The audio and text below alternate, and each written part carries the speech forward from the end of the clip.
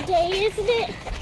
In 1991, most kids didn't spend their Halloween trick-or-treating, but sledding. It's known in Omaha as the snowstorm that canceled Halloween, when 5 inches of snow fell atop a layer of ice that caused major problems for the area. The weather pattern was unusual. A low pressure system, instead of moving northeast across the U.S. as most do, it moved due north from Missouri into Iowa. This placed Nebraska and western Iowa in the best zone for heavy snow and ice accumulation.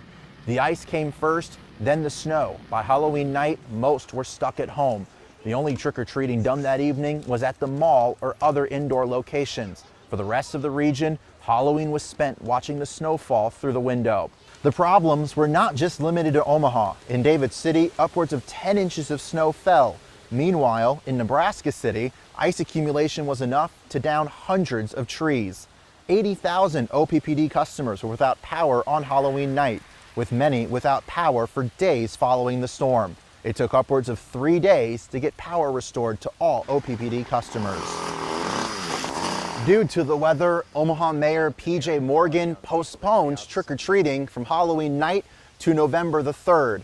Now, despite the change in date, many remember it as one of the busiest and most unforgettable nights of trick-or-treating up until that point. In central Omaha, I'm meteorologist Joseph Meyer.